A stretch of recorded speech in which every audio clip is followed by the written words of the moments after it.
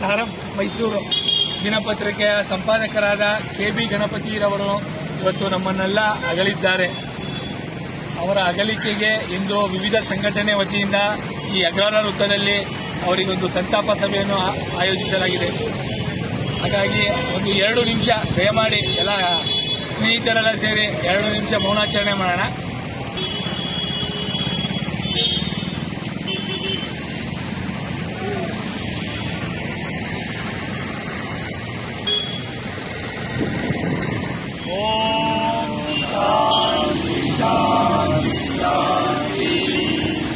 KB Ganapati ಅವರಿಗೆ KB Ganapati ರವರು KB Ganapati ಅವರು ಸಂತಾಪ ಸಭೆಯನ್ನು ಉದ್ದೇಶಿಸಿ ಕನ್ನಡ ಸಾಹಿತ್ಯ ಪರಿಷತ್ನ ಮಾಜಿ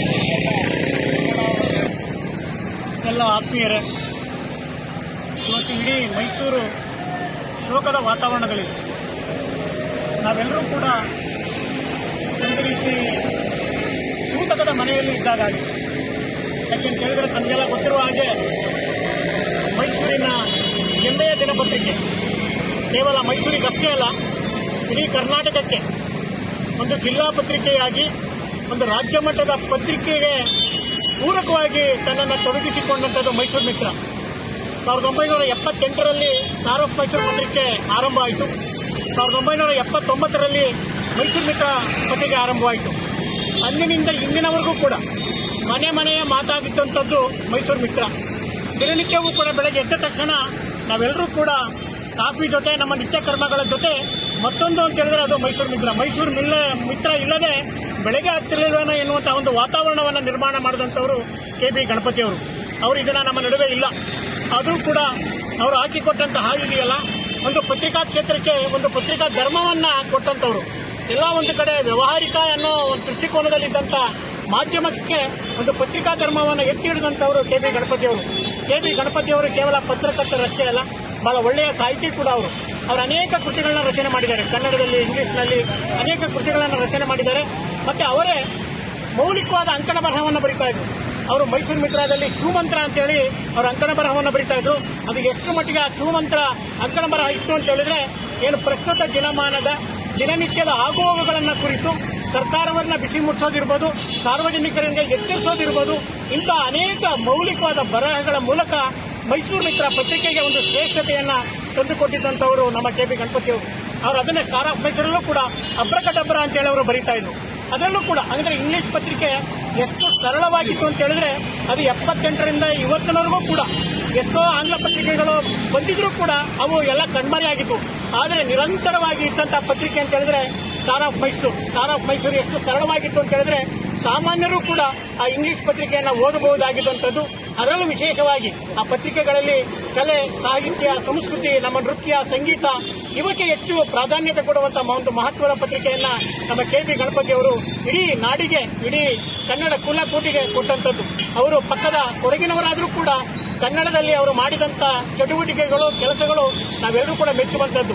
ಅವರು ಪ್ರಸ್ತುತ ದಿನಮಾನದಲ್ಲೂ ಕೂಡ ಭಾರತೀಯ ನಮ್ಮ ವಿದ್ಯಾಭವನದ ಅಧ್ಯಕ್ಷರಾಗಿಯೂ ಕೂಡ ಬಹಳ ಮಹತ್ವದ ಕೆಲಸಗಳನ್ನ ಮಾಡಿದರು. ಪ್ರತಿ ತಿಂಗಳೂ ಕೂಡ ಸಾಹಿತ್ಯ, ಸಂಗೀತ ಕಾರ್ಯಕ್ರಮವನ್ನು ಏರ್ಪಡಿಸೋದ್ರ ಮೂಲಕ ತಾವೊಬ್ಬ ಸಾಂಸ್ಕೃತಿಕ ವ್ಯಕ್ತಿತ್ವ ಅಂತೇಳಿ ಸಾಹಿತ್ಯಿಕವಾಗಿ, ಸಾಂಸ್ಕೃತಿಕವಾಗಿ ಪತ್ರಿಕಾ ಕ್ಷೇತ್ರಕ್ಕೆ ಅವರ ಕೊಡುಗೆ ಬಹಳ ಗಣನೀಯವಾದಂಥದ್ದು ಮತ್ತು ಗಮನೀಯವಾದಂಥದ್ದು. ಅಂತ ಒಬ್ಬ ಮೇರು ವ್ಯಕ್ತಿತ್ವ ಇವತ್ತು ನಮಗೆ ಕಣ್ಮರೆಯಾಗಿದ್ದಾರೆ.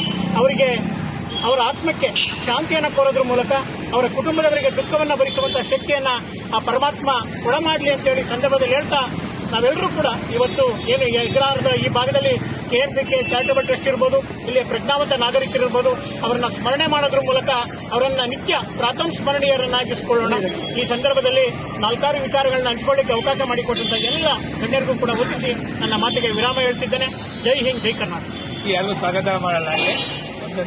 ಈಗ ಭಾವಿರಾಮ್ ಪ್ರಸಾದ್ ಅವರು ಒಂದು ವಿಚಾರ. ಎಲ್ಲ ಸ್ನೇಹಿತರೆ,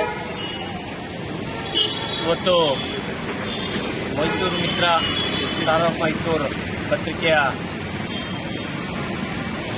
ಸಂಪಾದಕರು, ಸ್ಥಾಪಕರು ಆದಂತಹ KB ಗಣಪತಿಯವರು ನಮ್ಮನ್ನು ಅಗಲಿದ್ದಾರೆ. ನಮ್ಮ ಮೈಸೂರಿಗೆ, ಇಡೀ ರಾಜ್ಯಕ್ಕೆ ತುಂಬಲಾರದಷ್ಟು ನಷ್ಟ ಆಗಿದೆ. ಕಾರಣ ಏನು ಅಂತಂದ್ರೆ, ಒಬ್ಬ ನೇರವಾಗಿ ಯಾವುದೇ ಕಟ್ಟುಪಾಡುಗಳಿಗೆ ಒಳಗಾಗದೆ ವಿಷಯಾಧಾರಿತವಾಗಿ ಸತ್ಯ ವರದಿಯನ್ನ ಪ್ರಕಟಿಸುತ್ತಿದ್ದಂತಹ ಒಬ್ಬ ಸಂಪರ್ಕರು ಮೇರು ವ್ಯಕ್ತಿತ್ವವನ್ನು ಉಳ್ಳಂಥವರು ಗಣಪತಿಯವರು. ಅದರಲ್ಲೂ ಸಹ ವಿಶೇಷವಾಗಿ ನಮ್ಮ ದೇಶ, ನಮ್ಮ ಧರ್ಮ, ನಮ್ಮ ಸಂಸ್ಕೃತಿ ಇದನ್ನು ಎತ್ತಿ ಹಿಡಿದಂಥವ್ರು. ಯಾವ ದೊಡ್ಡ ರಾಜಕಾರಣಿಗಳು ಅವರ ತೆವಲನ್ನು ತೀರ್ಸ್ಕೊಳ್ಳೋಕ್ಕೋಸ್ಕರ ಇಲ್ಲ ಸಲ್ಲದ ಹೇಳಿಕೆಗಳನ್ನು ನೀಡ್ತಾ ಇದ್ರು, ಆ ಹೇಳಿಕೆಗಳನ್ನು ಖಂಡಿಸಿ ತಾವು ಸಂಪಾದಕೀಯದಲ್ಲಿ ಅವರು ಬರಿತಾ ಇದ್ರು. ನೇರವಾಗಿ ಇದ್ದಂತಹ ನಮ್ಮ ಸಂಸ್ಕೃತಿಗೆ ಎಲ್ಲಿ ಧಕ್ಕೆ ಬಂದಂಥ ಸಂದರ್ಭದಲ್ಲಿ ನೇರವಾಗಿ ಅವರು ಸಂಪಾದಕೀಯದಲ್ಲಿ ಅದನ್ನು ವಿರೋಧಿಸುವಂಥದ್ದು ಮತ್ತೆ ವಸ್ತುಶಃ ಏನಿತ್ತು ಅದನ್ನು ಬರೆಯುವಂಥ ಕೆಲಸವನ್ನು ಗಣಪತಿಯವರು ಮಾಡ್ತಾ ಇದ್ರು. ಆ ಸಂದರ್ಭದಲ್ಲಿ ನಮಗೆಲ್ಲ ಬಹಳ ನೋವು ಆಗ್ತಾ ಇದೆ. ಇನ್ನೂ ಸ್ವಲ್ಪ ದಿನ ಇವರ ಸೇವೆ ಅಗತ್ಯ ಇತ್ತು ನಮ್ಮ ಕನ್ನಡ ನಾಡಿಗೆ. ಈ ನಿಟ್ಟಿನಲ್ಲಿ ಅವರು ನಮ್ಮನ್ನು ಅಗಲಿದ್ದಾರೆ. ಅವರ ಆತ್ಮಕ್ಕೆ ಶಾಂತಿ ಸಿಗಲಿ, ಮತ್ತು ಅವರ ಕುಟುಂಬದವರಿಗೆ ಮತ್ತು ಎಲ್ಲರಿಗೂ ಸಹ ಆ ಒಂದು ನೋವನ್ನು ತಡೆಯುವಂತಹ ಒಂದು ಶಕ್ತಿಯನ್ನು ಚಾಮುಂಡೇಶ್ವರಿ ದಯಪಾಲಿಸಲಿ ಅಂತ ಈ ಸಂದರ್ಭದಲ್ಲಿ ನಾನು ಹೇಳುತ್ತೇನೆ.